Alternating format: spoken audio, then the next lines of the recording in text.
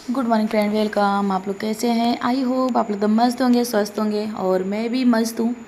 इस समय सुबह के 9 बज रहे थे और मैं जितने कपड़े थे, अब बच्चे जा चुके हैं स्कूल। इस समय मैं नहा धो के पूजा पाठ कर लिया मैंने और बच्चों को भेज दिया स्कूल। उसके बाद जो घर था वो व्यवस्थित करने लगी। और हम लेडीज़ों का यही काम होता है कि आगे जो सबसे पहले जो बच्चों का काम होता है वो करना सबसे ज़रूरी होता है। तो बच्चों को स्कूल भेजने के बाद मैं लग गई अपने साफ़ सफाई में। तो फिर ये आगे पूरी घर की क्लीन कर लूँगी, क्लीनिंग। उसके बाद बचा किचन का, चाय वगैरह का जो बर्तन था, नाश्ता के बर्तन था और खाना भी फ़िलहाल मेरा बन चुका था। मैं उधर काम करती रही और खाना भी मैं बना रही थी, तो खाना यहाँ बन चुका था और मैं और जो नाश्ता था वो भी हो गया। तो मैं ये सब आधा बर्तन धुल लूँगी। धुलने के बाद फिर जो और एक्स्ट्रा काम है वो करूँगी।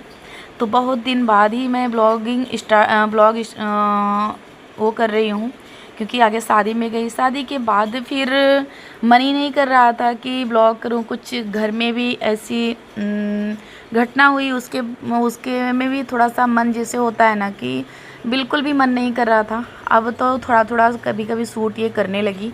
कम से कम आज हफ्ते भर हो गए हैं जब मैं ये वीडियो बना रही थी ना, तो कम से कम 5 से 6 दिन हो गए थे तब मैं ये वीडियो शूट कर रही हूँ। और तो यहाँ जितने जितने बर्तन थे सारे धुल के उसके बाद और जो काम है झाड़ू पोछा का वो करूँगी। और आज करना था गेहूँ की धुलाई, और मैं सबसे पीछे इस बार गेहूँ धुल रही हूँ। नहीं तो मैं सबसे आगे गेहूँ मेरी ही धुलाई होती थी। मैं अप्रैल के महीने में गेहूँ धुल के स्टोर कर लेती हूँ। पर इस बार क्या हुआ कि शादी आगे तो नवरात्रि थी। नवरात्रि के 3-4 दिन बाद ही मेरे बुआ की शादी थी, तो वहाँ मुझे जाना पड़ा। उसकी वजह से काम नहीं हो पाया है। मेरा जो गेहूं की धुलाई थी ना वो रुक गई, क्योंकि मैं सोची कि मैं वहाँ से आऊँगी तब करूँगी। होता है ना, ये सारे काम जो होते हैं वो अच्छे से हो तभी, क्योंकि साल भर स्टोर करके रखना होता है। अगर जल्दबाजी में ना ज़्यादा सूखा हुआ हो ऐसे रख दूँगी तब भी ठीक नहीं है। तो इसलिए मैं वो गेहूँ छोड़ दी थी। और तो जो सारे काम थे वो हो गए थे, पर गेहूँ वगैरह वो बचा हुआ था। तो अभी मुझे वो करना है, धुलाई करना है। तो यहाँ जितना काम है मैं सारा काम करके उसके बाद चलती हूँ छत पे और आगे धुलूँगी पूरा छत, क्योंकि इतना ज़्यादा आंधी तूफान आया हुआ है ना, तो छत बहुत ज़्यादा गंदा तो नहीं कह सकते, पर धूल बहुत ज़्यादा है। तो आगे उसे धुलूँगी अच्छे से, धुल के क्लीन करने के उसके बाद मैं गेहूँ की आज सोच रही हूँ कि धुलाई स्टार्ट कर देती हूँ। कम से कम 3 से 4 बार धुलूँगी। और मतलब 3 से 4 बार मतलब जैसे 2-2 बोरी या 3-3 बोरी मैं धुलती हूँ, तो कम से कम 7 से 8 बोरी धुलती हूँ। तो 2 या 3 बोरी धुलूँगी आज, तो वो सूख जाएगा। 2 दिन से 3 दिन सुखवाती हूँ, तो उसके बाद सूख जाने के बाद फिर से धुलाई करूँगी। ऐसे ऐसे कम से कम हफ्ते 10 दिन लग जाएंगे गेहूँ धुलने में। तो और बारिश भी अब शुरू होने वाली है, क्योंकि जब होता है ना कि मई के महीने में अक्सर शाम को आंधी पानी आ ही जाता है। तो इसके लिए मैं अप्रैल में धुल लेती हूँ ना, तो बहुत फुर्सत रहती हूँ। अप्रैल में उतना आंधी पानी आने का आसार कम होता है। तो मैं जब नवरात्रि स्टार्ट होते हैं ना तभी मैं गेहूँ अक्सर तो धुल लेती हूँ, नहीं तो नवरात्रि के जस्ट बाद मैं गेहूँ धुलना स्टार्ट कर देती हूँ। पर इस बार क्या था कि बुआ के यहाँ शादी थी, वहाँ जाना पड़ा। वहाँ से आई तब उसके बाद फिर कहीं ना कहीं जाना ही पड़ रहा था। फिर घर में इतना बड़ा हादसा हुआ, तो फिर इस सब के चक्कर में मैं काफ़ी टाइम हो गया मुझे गेहूँ अब धुलना स्टार्ट कर रही हूँ। तो ये देखिए सारे आगे बर्तन को धुल के उसके बाद अभी बड़ी वाली दीदी हैं और सब दीदी जा चुकी हैं। बड़ी वाली दीदी भी आज जहाँ तक है जाएंगी, वो भी जाएंगी घर। तो फिर यहाँ जितना काम है वो करके उसके बाद अब फटाफट से छत पे चलती हूँ। आगे पूरे छत को करूँगी क्लीन, उसके बाद गेहूँ धुलाई करूँगी। और इतने सारे बर्तन हो जाते हैं ना कि भी खाना तो चाहे कोई खाए या ना खाए, पर बर्तन इतने सारे हो जाते हैं, पता नहीं कहाँ से निकलते हैं, मुझे पता ही नहीं चलता। और इतना सारा बर्तन, अभी इतना तो धुली हो ना, फिर अभी 2-3 घंटे में फिर उतना हो जाएगा। ऐसे ही होता है, बर्तन पता नहीं कहाँ से आ जाता है। तो यहाँ मैं चावल छत से लाई थी, अभी छत पे गई थी तो चावल मेरा ख़त्म था, तो चावल लाई, वो भी रख ले रही हूँ डब्बे में। उसके बाद ये जो तसला है उसे धुल के और इसे लेते जाऊँगी छत पे फिर से। तो घर के जो जितने सारे पेंडिंग काम थे वो सोच रही हूँ कर लूँ। और मुझे अभी वीडियो भी शॉर्ट बनाना है, क्योंकि इस समय तो वीडियो भी नहीं बन रहा है, शॉर्ट वीडियो मेरे पास ज़्यादा है भी नहीं, और बनाना भी है पर टाइम ही नहीं मिल पा रहा है, क्योंकि वहाँ से जब से आई ना घर की व्यवस्था में ही लगी हुई हूँ। घर बहुत ज़्यादा बिखर चुका था, कम से कम 11 दिन रहना मामूली बात नहीं है, क्योंकि डेली घर की सफाई करती हूँ तब इस तरह से घर होता है। अगर 12 दिन ना रहो तब घर की स्थिति ऐसी होती है। तो फिर यहाँ कपड़ा मैं धुल के डाल रखी थी, वो हटा ली। हटाने के बाद पूरा कपड़ा रख के उसके बाद आ गई फटाफट से छत पे। ये देखिए छत की आगे कर लेती हूँ धुलाई। और ये जो वाइट वाइट है ना, ये जब पेंटिंग हुई थी वही गिरा हुआ है, पेंट वाइट कलर, तो ये छूट नहीं रहा है। तो यहाँ मैं छत भी धुलते जा रही हूँ, और यहाँ जो 2 टब में रख के उसमें गेहूँ डाल के पाइप से जैसे पानी ज़्यादा होता जा रहा था ना, तो इसलिए मैं इसमें भी लगा दी ताकि उसमें भरता रहे और इधर मैं छत धुलती रहूँ। छत ज़्यादा गंदा नहीं, 2 बार धुल चुकी हूँ, अब छत बिल्कुल क्लीन हो चुका है।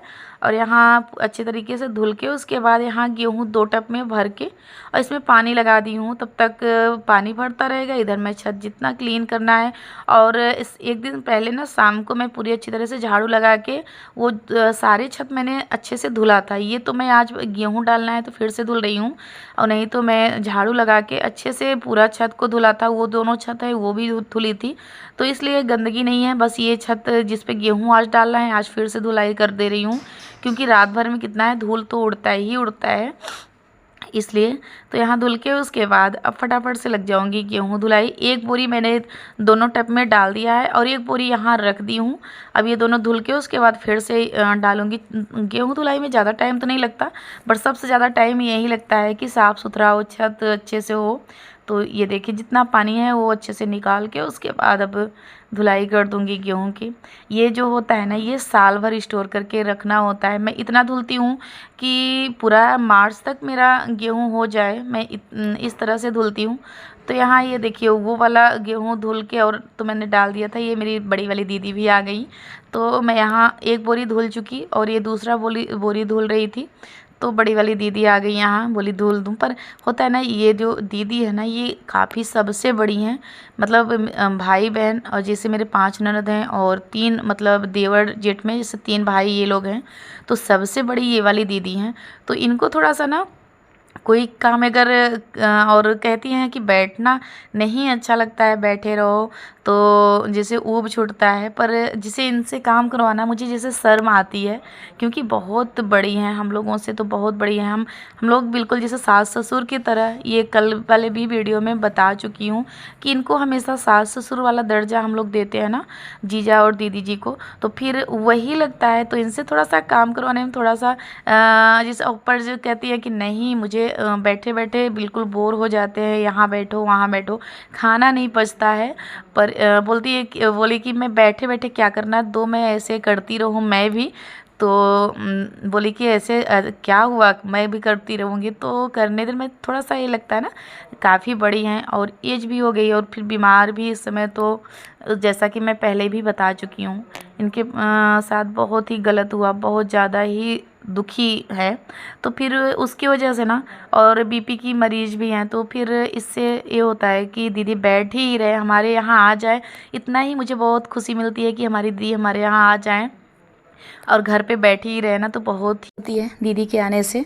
तो ये यहाँ मेरा पूरा गेहूँ लगभग धुल चुका है।